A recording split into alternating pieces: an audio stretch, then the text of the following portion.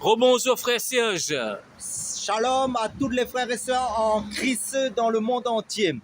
Comme j'ai l'habitude de dire sur cette chaîne, nous ne faisons que parler du Seigneur Jésus-Christ dans sa parole, dans sa vérité, pour l'édification, pour la construction, pour la consolidation, pour que les frères soient toujours fondés en Christ dans la persévérance, pour être éveillés, car nous sommes des trompettes qui sonnent le message de l'évangile de Christ dans la vérité, par sa grâce, par son onction, car c'est Dieu qui fait tout, et car c'est lui qui bâtit son église comme Jésus-Christ a dit. Donc, je passe un bonjour à tous les frères, que ce soit en Europe, en Asie, que ce soit en Chine, que ce soit en Europe, que ce soit en France, que ce soit en Espagne, que ce soit en Angleterre, que ce soit en Afrique, que ce soit en Côte d'Ivoire, que ce soit au Congo, en Kinshasa, là-bas, que ce soit au Cameroun, tous ceux qui nous suivent sur cette chaîne, soyez les bienvenus. Et pour toutes les nouvelles personnes aussi qui vont se connecter pour la première fois sur cette chaîne, je m'appelle le frère Serge de l'île de la Réunion, je suis docteur enseignant de la parole de Dieu.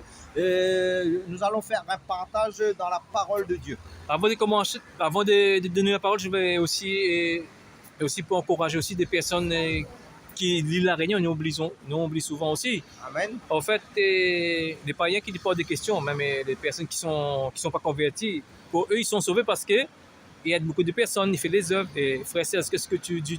En fin de compte, la Bible nous dit que nos œuvres est comme un vêtement souillé dans le livre d'Ézéchiel, chapitre 64. Ça veut dire que nous pouvons donner, faire le bien que nous voulons sur cette terre, nous ne serons pas sauvés. Parce que nous sommes nés dans le péché. C'est pour ça que la parole de Dieu dans Romains chapitre 3, verset 23, il nous dit car tous ont péché et sont privés de la gloire de Dieu. Et la Bible nous dit dans Romains chapitre 6, verset 23, car le salaire du péché, c'est la mort. Mais Dieu nous donne une solution. Mais comme il nous est dit, car le salaire du péché, c'est la mort, mais le don gratuit de Dieu, c'est la vie éternelle en Jésus-Christ.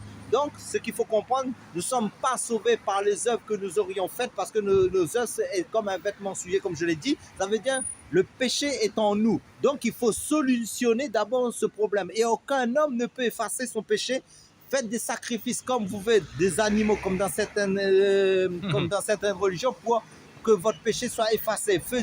Donne les pauvres autant de fois que vous voulez la nourriture. Faites le bien autant que vous voulez sur cette terre, vous ne serez pas sauvés. Pourquoi? Parce que Dieu est tellement saint, on ne peut pas se présenter devant Dieu avec le moindre péché. Qu'est-ce que Dieu a fait en fin de compte pour solutionner ce problème de péché de l'homme depuis la chute d'Adam? Ça veut dire que Dieu a donné la loi dans l'ancienne alliance, Dieu a donné aussi des sacrifices d'animaux qui couvraient le péché, mais qui n'ôtaient pas le péché, comme c'est dit dans le livre d'Hébreux. Mais Dieu lui-même s'est fait chair, il est de son ciel de gloire, il n'a pas trouvé de solution, aucun homme, aucun ange ne peut te sauver parce que les anges sont des esprits. Dieu lui-même a pris un corps de chair, il s'est, comment dire, il est descendu de son ciel de gloire, il s'est incarné en Jésus-Christ, ça veut dire qu'il s'est fait homme, et le nom de Jésus signifie le Dieu sauve. On voit que les justes toujours dans les œuvres, parce que pour eux, les œuvres qui sauvent, parce qu'en fait, quand on prend Deutéronome 13, ce verset nous dit que Jésus, toutes les personnes qui ramènent un autre culte, un nouveau culte, c'est un faux prophète. En fait, quand il dit Jésus, c'est un faux prophète, parce que Jésus a mené un autre culte. Il se trompe, hein?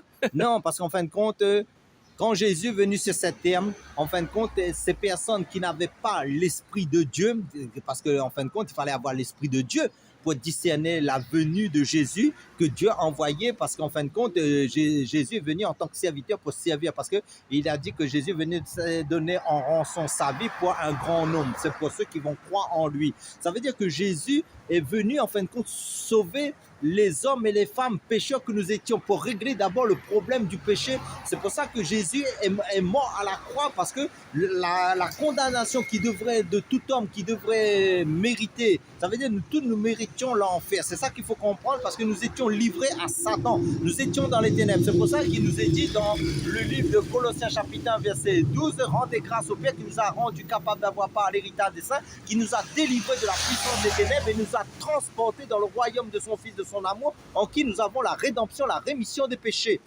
Je te redonne la parole, en fin de compte, dans Deutéronome 13, 8, et en fin de compte, les Juifs reconnaissent Jésus. Pour eux, Jésus, c'est un faux prophète. Même le prophète dans l'islam, pour eux, c'est un faux prophète, parce que, en fait, quand dit Jésus, donc c'est plus le sabbat, Et en fin de compte, Mohammed a mené un autre culte, disons ça, le culte qui est le 10 commandements, pas le 10 commandements, c'est le 12, le 10, comment c'est fête éternelle, mais combien 7, et combien et Les 10 commandements que Dieu a donnés à Moïse.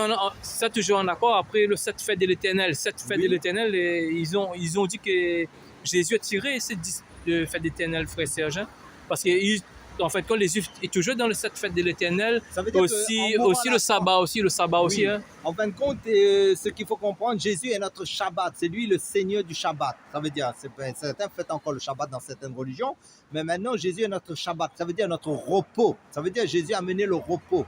Ça veut dire qu'il nous a donné, il a amené la délivrance, il a amené la solution pour solutionner le péché. Mais maintenant, Jésus aussi, dans les 7 fêtes de l'éternel, c'est Jésus.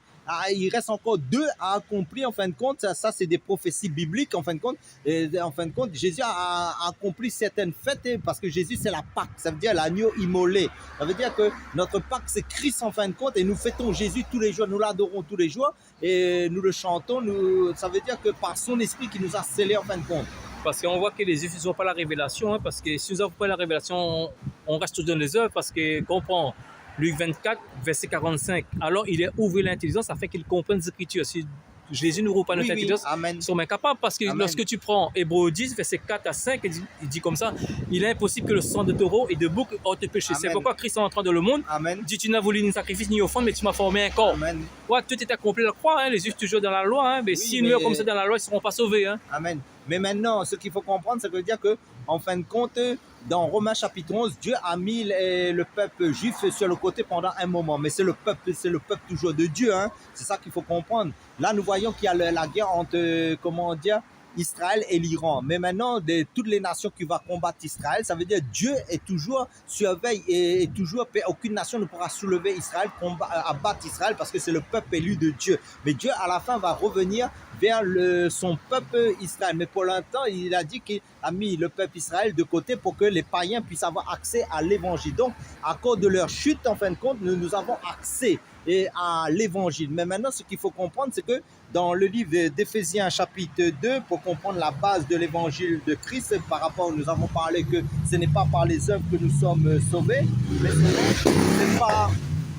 En fin de compte, c'est pas la foi en Jésus-Christ. C'est notre foi, c'est Christ en fin de compte. Je vais lire un passage comme référence pour mieux accentuer le message en fin de compte.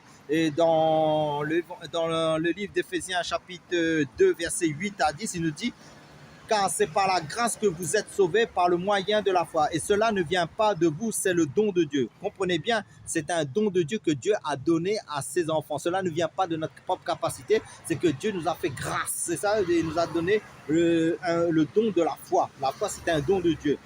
Parce que beaucoup disent qu'ils ont la foi, mais si tu n'as pas ce don, ben, en fin de compte, tu ne peux pas être en Christ. Et que ce don vient d'en haut, en fin de compte. Donc, je reprends ce passage pour mieux accentuer notre message que ce n'est pas par les œuvres que nous sommes sauvés, mais par la foi en Jésus-Christ. Et je continue, verset 9, il nous dit: ce n'est point par les œuvres afin que personne ne se glorifie. Vous voyez, quand vous faites quelque chose de bien, les gens vont dire: ah, tu as fait quelque chose de bien, mais devant Dieu, en fin de compte, ça, c'est zéro. C'est ça qu'il faut comprendre, parce que déjà, nous sommes pécheurs de nature, là, depuis la chute d'Adam, mais nous sommes pécheurs, comme nous sommes pécheurs, nos œuvres ne sauvent pas. Mais maintenant, il nous est dit, car nous sommes son ouvrage, ça veut dire nous sommes l'ouvrage de Dieu si nous avons accepté Jésus-Christ, ça veut dire nous sommes une nouvelle créature, parce que dans le livre de 2 Corinthiens chapitre 5 verset 17 dit: si quelqu'un est en Christ, il est une nouvelle créature, les choses anciennes sont passées, voici toutes choses sont devenues nouvelles. Donc si tu es en Christ, tu es une nouvelle créature, tu as une identité spirituelle, tu as le Saint-Esprit scellé en toi, donc tu as une communion avec le Seigneur, tu lis la Bible, tout ça, et tu cherches à faire sa volonté. Mais la volonté de Dieu, c'est de suivre les traces de Christ. Donc, je continue à lire. Le frère veut partager. Je continue, après je te donne, je ne te coupe pas le fil aussi. Hein. En fait, quand dans la croix, Jésus dit, Jean 19, verset 30, tout est accompli. En fait, quand Jésus a détruit toute la loi mosaïque, veut dire la loi cérémoniale et la loi sociale, seule la loi morale est toujours en actualité. Hein. Oui. La loi du sacrificiel, il y a beaucoup de 613 lois mosaïques. Hein. Oui. En fait, ce sont des condamnations pour nous. Hein. Mais en fin de compte, ce qu'il faut comprendre dans l'ancienne alliance, ça, c'était pour le peuple juif, ça. Ça veut dire que les païens n'étaient pas concernés. Ça veut dire que le temple était à Jérusalem et même maintenant, c'était le peuple qui était choisi dans l'ancienne alliance, c'était le peuple juif. Dieu était avec ce peuple-là, donc Dieu a donné des prescriptions. Ça veut dire la loi morale, c'était la première loi. Et après, il y avait la loi cérémoniale qui concernait le temple à Jérusalem. Il y avait des sacrificateurs. Et la troisième loi, c'était la loi civile concernant le pays, comment fonctionner dans le pays. Donc, c'est comme notre loi civile actuellement, mais maintenant, le mariage, le divorce. Ça sort de quelque part de la Bible aussi. Après, donc, copier un peu. Dans la loi sociale et séquentielle des Juifs, il y a aussi pour les œuvres, les orphelins, oui, il y a le divorce. Le Shabbat pour les terrains, et le terrain doit se reposer. Mais c'était pour les Juifs. Mais les païens, eux, ils étaient carrément dans l'idolâtrie. Nous n'étions pas le peuple de Juifs, nous. Ah bon? Mais maintenant, quand nous acceptons Jésus-Christ, ça veut dire que nous avons une nouvelle identité. Ça veut dire la loi morale est toujours d'actualité. Même vous voyez dans le monde, si quelqu'un tue quelqu'un, ben, il rentre en prison. Avant de donner la parole, j'ai développé sur la loi morale aussi. En fait, quand on voit que les adventistes ils sont pas éclairés, en fait, on voit qu'ils utilisent encore toujours le sabbat. Non, parce que Jésus c'est sur le maître du sabbat. Oui, parce que ce qu'il faut comprendre, il n'y a plus de jours, il n'y a plus de mois, il n'y a plus, comment dire, des prescriptions selon la loi. Dans notre temps, nous sommes affranchis dans la liberté. Mais maintenant, si tu fais quelque chose pour le Seigneur, c'est toi avec ton Dieu. Si tu, par exemple, tu dis, ben, je veux faire quelque chose pour le Seigneur, ben, ça, c'est ta foi avec le Seigneur. Ouais. Mais maintenant, les règles de la loi mosaïque, par rapport à la loi cérémoniale et la loi, les choses qui étaient concernant pour Israël, nous ne sommes pas dans ces choses-là, nous, en fin de compte. Si tu observes une seule loi, et tu es obligé de suivre toutes les lois, parce que dans le livre de Jacques nous dit, parce que tu es dans le péché, et Galates 3, 10, tout ce qui s'attache aux œuvres de la loi, c'est sous la malédiction. Amen. Mais pour ça, on dit qu'on ne condamne pas personne, ils seront éclairés. Oui. Mais maintenant, ce qu'il faut comprendre, si tu as rencontré Jésus vraiment dans ta vie, et si tu reviens sous la loi, tu annules la croix. Donc, tu ne dois pas annuler la croix. La croix, en fin de compte, c'est quoi? La croix, c'est la croix qui a tout accompli. C'est comme le frère vient de dire, Jésus a tout accompli. Mais maintenant, tu dois te positionner dans la croix. Parce que la Bible, dans Galates chapitre 6, verset 14, il nous a dit, à travers l'apôtre Paul, pour ce qui me concerne, loin de moi la pensée de me glorifier d'autre chose que de la croix de Christ, pour qui le monde est crucifié pour moi, comme je suis pour le monde. Ça veut dire quoi? L'amour de ce monde est inimitié devant Dieu. Nous devons rester dans la parole de Dieu selon là où Christ nous a franchis, ne pas nous remettre sous un joug étranger de ce monde.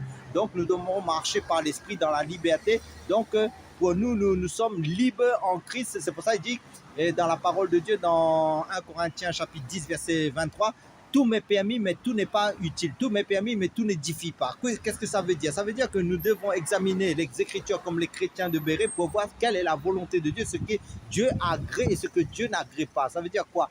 Ce qui veut dire que nous devons, comme c'est dit dans le livre de Romains chapitre 12 verset 2, ne vous conformez pas au siècle présent, mais soyez transformés par le renouvellement de l'intelligence afin que vous discerniez quelle est la volonté de Dieu, ce qui est bon, agréable et parfait. Et maintenant, la parole de Dieu nous dit aussi, parce que la parole de Dieu, c'est notre boussole, c'est notre règle de conduite, c'est notre code de vie. Et il dit, toute écriture est inspirée de Dieu et utile pour enseigner, pour convaincre, pour corriger, pour instruire dans la justice, afin que l'homme de Dieu soit accompli et propre à toutes bonnes œuvres. Frère Serge, quand on voit que certaines religions prend Jacques 2, verset 26, il dit, sans la foi, les œuvres mortes, ils ont mal compris aussi ce verset-là. Oui. Parce qu'il y a les œuvres, comme tu as dit, les œuvres physiques. En fin de compte, notre foi en Jésus-Christ va démontrer aussi le fruit que nous portons. Les œuvres, ça veut dire les fruits. Ça veut dire quoi? Qu'est-ce que Dieu recherche en nous? Avant de donner la parole, en fin de compte, ils n'ont pas compris ce verset. C'est un chrétien, veut dire comme ça, ces œuvres, c'est pour aider les pauvres, les orphelins. C'est pas forcément ça aussi. Veut dire, bien sûr, les œuvres, comme vient de dire, le fruit de l'esprit aussi. En fin de compte, ce qu'il faut comprendre, dans Galates 5, chapitre 22, Dieu, ce qui importe pour Dieu, ce n'est pas... C'est vrai, les dons spirituels, tu le reçois facilement, comme prêcher la parole, comme chasser les démons. Ça, c'est les dons que Dieu te donne pour exercer, pour amener les personnes à être positionnées, à être demeurées dans la foi en Jésus-Christ. Ça veut dire que la première chose, il faut que les personnes acceptent Jésus-Christ en tant que leur sauveur et leur Seigneur. Mais les œuvres ne sauvent pas. Pourquoi? Parce que nos œuvres sont souillées à cause du péché. Mais Jésus, en mourant à la croix, il s'est substitué à nous. Il a pris notre place de condamnation et il nous a donné sa vie divine. C'est ça, mais par son sang, en fin de compte, qui est la vie, il nous a donné le Saint-Esprit, il nous a donné sa parole, il nous a tout donné. Enfin, Dieu nous a donné son Saint-Esprit.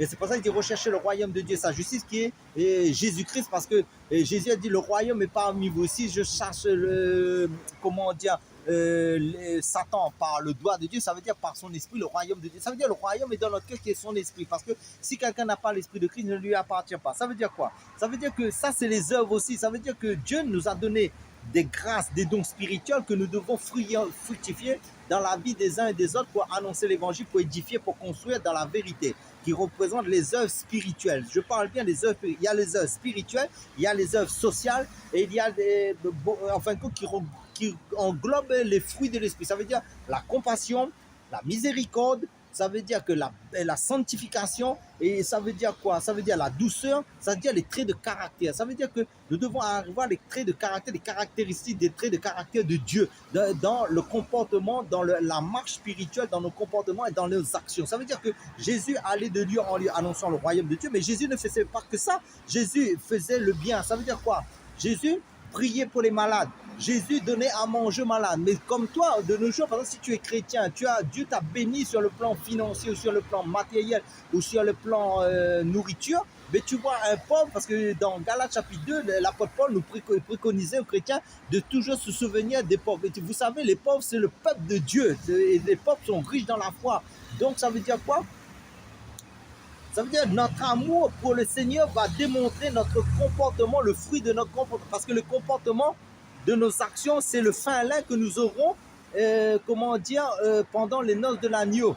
Par contre, si on suit la religion juive, nous le sommes perdus parce qu'en fait, on fait le 7 fêtes, on sort de l'île de la Réunion, tous les juifs de la diaspora, Maurice et Rodrigue, et en France et tout ça, on va là-bas. Parce que ce fête, c'est obligation, hein, le 7 fête de l'Éternel. On appelle ça le fête de pèlerinage. En fait, quand Jésus a pris tout à la croix. Hein, et c'est pour ça que, pour revenir un peu à la femme samaritaine, c'est pour ça que Jésus, en rencontrant la femme samaritaine lui dit, mais c'est où il faut adorer Dieu. Est-ce que c'est à Jérusalem, sur les montagnes? Parce que nos ancêtres ont adoré sur les montagnes. Jésus a dit maintenant, ce n'est plus l'heure d'adorer, ce n'est plus là, on n'est plus dans ces champs-là. Ça veut dire Dieu recherche les vrais adorateurs qui l'adorent en esprit, en vérité. Ça veut dire tu as été baptisé du Saint-Esprit, tu as reçu sa parole qui est la Sainte Bible, les Écritures saintes, tu dois examiner l'Écriture et méditer la parole et chercher la volonté de Dieu dans sa parole par l'aide du Saint-Esprit, demeurer dans sa présence et faire ce que Dieu te met à cœur de faire dans l'amour vis-à-vis de ton prochain et sur le plan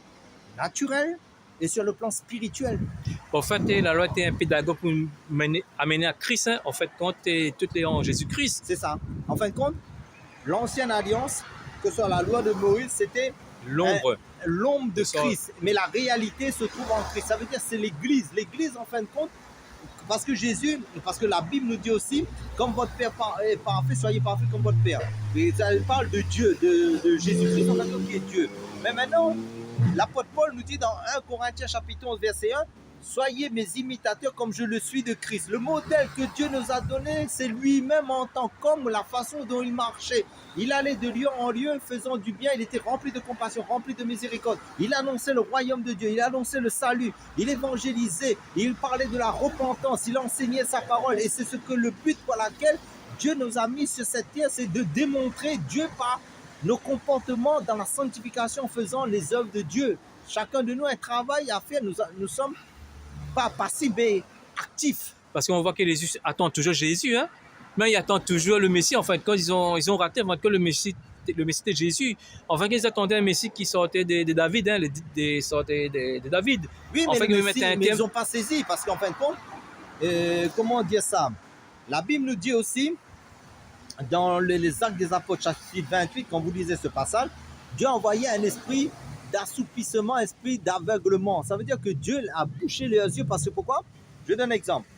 Le Seigneur parle au peuple d'Israël, est venu en chair sur cette terre. Ils n'ont pas saisi la visitation de la grâce de Dieu. C'est pour ça qu'il dit Jérusalem, Jérusalem, tu n'as pas saisi le temps de ta visitation dans les évangiles. Pourquoi? Dieu en personne est venu, mais Jean-Baptiste a prophétisé. Beaucoup de prophètes ont annoncé la venue de leur maître. Et même les apôtres appelaient Jésus Rabbi, ça veut dire maître. Je continue parce que tu m'as coupé là. Amen, vas-y. En fait, ils attendent le Messie, jusqu'à présent, ils attendent toujours. En fait, quand ils ont raté, en fait, comme tu viens de dire, oui, mais de nos jours, en fait, quand ils n'ont pas compris, en fait, parce que pour eux, le Messie, il va établir son règne. Son règne c'était sur Jérusalem parce qu'en fait, quand ils attendaient que Jésus, le Messie Oui. mettait un terme Amen. au dictature romain. Amen. En fait, ils n'ont pas compris parce qu'en fait, quand le retour de Jésus, là, il va établir son règne des 1000 ans.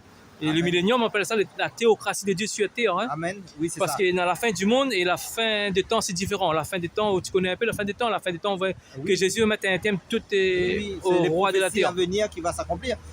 Pourquoi il faut comprendre un peu l'origine et le contexte de l'histoire d'Israël. Israël, en fin de compte, en ce temps-là, était sous la domination romaine. C'était l'empire romain qui dominait sur le monde entier. Mais donc, Israël était sous l'occupation romaine. Mais maintenant, il voulait une délivrance physique, alors que Jésus est venu d'abord pour amener la délivrance spirituelle. C'est pour ça que quand j'ai apporté le message, j'ai dit que ce n'est pas par les œuvres que l'homme est sauvé, mais par la foi en Jésus-Christ premièrement. Après, il faut accomplir les œuvres par rapport à ce que Dieu nous demande de faire dans sa parole en bien. Parce que celui qui fait le bien, en fait, il se perfectionne à faire ce que Dieu lui demande de faire en fonction de ce que Dieu aime.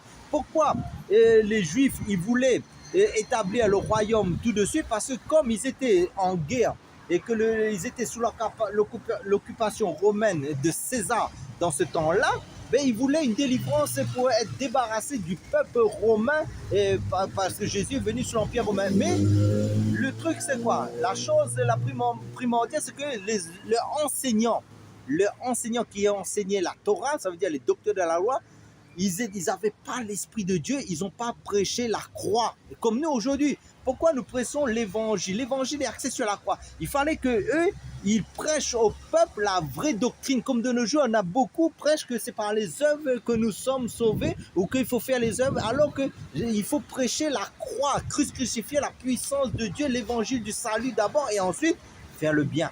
Parce qu'en fait, le juif, il y a aussi des livres apocryphes comme le Talmud de Babylone. Hein. Dans ce Talmud, nous dit que Jésus était un sorcier. Un sorcier, il a amené le peuple d'Israël dans l'apostasie. En fait, c'est faux. Hein? Même dans les évangiles, beaucoup ont traité Jésus. Belzébuth. Belzébuth, c'est le prince des démons et c'est Jésus et dans les ténèbres, parce que quand ils chassaient un démon, comme ils voyaient qu'en fin de compte, ils étaient jaloux. Ça veut dire qu'en fin de compte, ce que je veux dire, quand quelqu'un n'a pas l'esprit de Christ, il est aveuglé. Il ne voit pas plus loin que son bout de nez spirituellement. Quand je parle, il faut comprendre mon langage. Ça veut dire ils vont dire n'importe quoi. Mais les personnes qui étaient religieux, comme de nos jours, pourquoi des fois, je sais aussi que je vais être combattu comme toujours sur la chaîne aussi. Il y a des gens qui vont me dénigrer, vont dire c'est du n'importe quoi. Parce qu'en fin de compte, hein,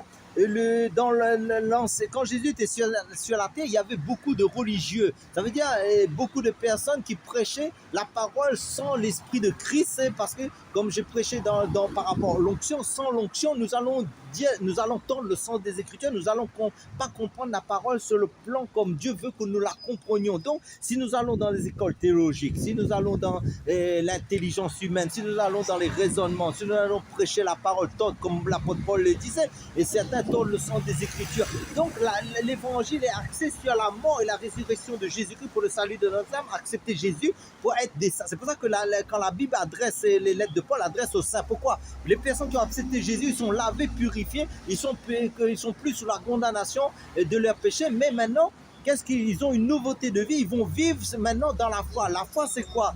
Vivre comme Jésus nous dit de vivre selon le code de conduite, selon la parole de Dieu. Faire le bien, c'est tout. Aimer son prochain, aimer son semblable. Parce que vraiment, le deuxième retour de Jésus, c'est dans l'Apocalypse 19, verset Amen. 14 à 11 aussi, où il dit ça.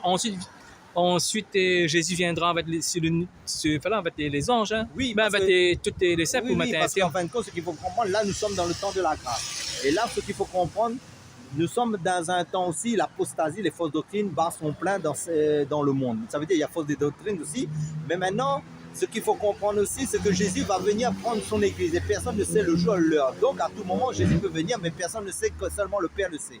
Donc, ça veut dire quoi? Ça veut dire qu'après l'enlèvement de l'Église sur cette terre, il y aura 3 ans et demi de paix. Et ça veut dire l'Antichrist, lui, ça veut dire qu'il va mettre son système en place. Mais après 3 ans et demi, il y aura la grande tribulation. Mais après la grande tribulation, pendant cette grande tribulation, Israël sera purifié. Il y a un tiers qui sera sauvé. Ça veut dire que Dieu va purifier Israël à travers les épreuves terribles. Mais maintenant, et ceux qui ont raté l'enlèvement, par exemple, ils vont mourir s'ils gardent la foi toujours en Jésus-Christ en martyr. Mais maintenant, Et Jésus va revenir, ça veut dire ceux qui sont ont été martyrisés pendant la grande tribulation, après l'enlèvement de l'Église, parce que l'Église sera dans les cieux en train de faire des noces, ça veut dire sera la joie, la fête et avec le Seigneur dans le ciel pendant 7 ans. Mais, amen. Et nous, tu peux continuer après. En fin de compte, après cela, l'Église va revenir. Ça veut dire après je vais vous donner le verset dans l'Apocalypse 19, verset 14, 11. Ensuite, j'ai vu le ciel ouvert. Voici qu'un cheval blanc apparut. Celui qui le montait s'appelle Fidèle et Véritable. Il juge et combat avec justice. Les armées célestes les suivaient, montés sur des chevaux blancs et habillés d'un fin blanc et pur. Et tout l'œil le verra. Et là, vraiment, là, c'est le retour de Jésus. En fin de compte, Jésus va revenir, mais il va poser ses pieds sur le mont des Oliviers. Parce que pendant l'enlèvement de l'Église, avant ça, et avant la grande tribulation, il va rester dans les airs, comme c'est dit dans 1 Thessaloniciens chapitre 4, verset 7. Et l'Église sera enlevée, montera dans les airs. Ceux qui ont toujours l'huile dans leur lampe, ça veut dire l'onction, le Saint-Esprit, qui vont persévérer et qui ont l'huile dans leur lampe. Mais maintenant, les vierges folles vont rester. Mais maintenant, les vierges folles vont se racheter, ceux qui vont rester dans la foi, persévérer, mais ils vont, à leur prix de leur vie, ils vont se racheter. Donc, à ce moment-là, quand Jésus va revenir après les 7 ans, parce qu'il y aura 7 ans et demi de fausse paix, après il y aura des 7 ans et demi de tribulation, Israël sera attaqué par toutes les nations, sera piétiné et beaucoup seront persécutés comme pas possible. Ce sera un temps de détresse comme il n'y aura jamais sur la terre. Et il y aura aussi les 7 coupes de la colère de Dieu va s'abattre sur la terre. Mais maintenant, il y aura deux serviteurs qui, à l'image de quelque part de Élie et de Moïse, qui vont venir, vont prêcher l'évangile à Israël. Mais beaucoup vont se convertir aussi. Et il y a un reste qui sera sauvé. Et là, l'Église, après ces 7 ans, va revenir sur cette terre. Ce sera la guerre d'Armageddon aussi. Mais maintenant, va revenir, l'Église va venir et Dieu le Seigneur va mettre en place son règne de 1000 ans. Ça veut dire le millénium. Et maintenant, le 1 tiers là va régner aussi avec Christ. Si je me trompe, parce que dans l'Apocalypse 20, verset 1, si je me trompe, un ange qui avait la clé de l'abîme et une grande chaîne de sa main, il saisit le grand dragon et saisit, il est lié pour 1000 ans. Oui, c'est ça. En fin de compte, Satan ne va plus exercer dans sa fonction, il va être enchaîné.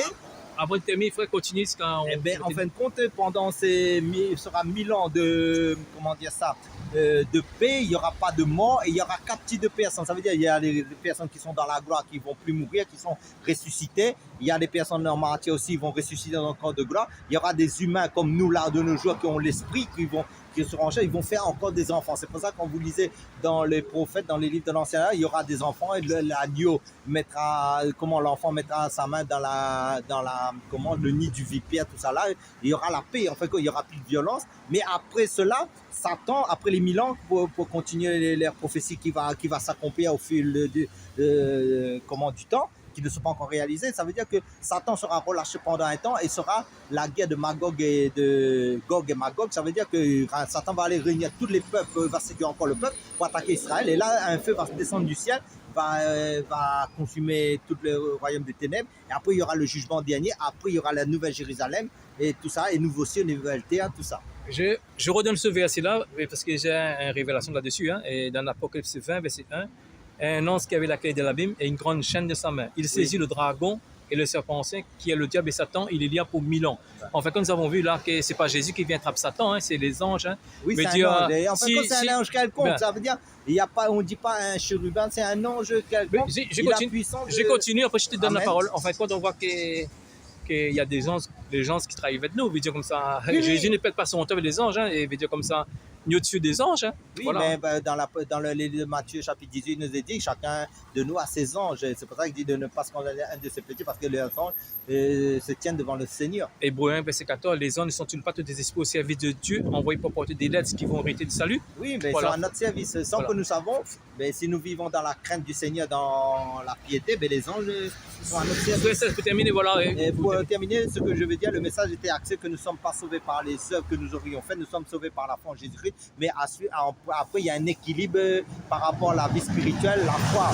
Et sans les œuvres et morts. Donc nous devons avoir une foi vivante. Ça veut dire que nous devons produire des fruits dignes de la repentance, continuer à vivre dans le bien et persévérer dans le bien selon la volonté de Dieu, basée sur sa parole, ce que Dieu nous dit de faire en bien vis-à-vis de notre semblable pour apporter la parole. Parce que si quelqu'un ne fait pas le bien, en fin de compte, il sait ce qu'il faut faire par rapport au bien et il ne fait pas combien pécher. Vous savez ça? Donc ça veut dire quoi? quand tu sais ce qui est bien, il faut faire. Si tu ne le fais pas aussi, ben, tu es dans le péché. Et moi, pour terminer aussi, j'ai C'est ça. dit, Amen. pour terminer aussi, j'ai dit aussi que, quand on prend un Jean 5, 3, car l'amour de Dieu consiste à garder ses commandements, et ses commandements ne sont pas pénibles. Si nous sommes nés de nouveau, le commandement de Dieu n'est pas pénible. Lorsque Amen. nous ne sommes pas nés de nouveau, c'est pénible. Hein. Pour Israël, pareil, et observe toutes ces lois, c'est de la malédiction, c'est pénible, pénible, pénible. C'est pour ça qu'il faut chercher la conversion, le baptême du Saint-Esprit avant et chercher à faire appartenance à Jésus-Christ pour être dans le salut d'abord, après pratiquer les œuvres par l'aide du Saint-Esprit. Parce que la chair refuse la vie de l'Esprit. C'est ça qu'il faut comprendre. Et pour donner le référence par rapport à celui qui sait faire le bien ne fait pas commettre un péché, c'est Jacques chapitre 4, verset 17. Et soyez tous bénis, et soyez toujours persévérants malgré les combats, malgré les épreuves. Jésus revient, et tenez bon, et soyez fortifiés, consolés, fortifiés en Jésus-Christ. Amen. Sois béni.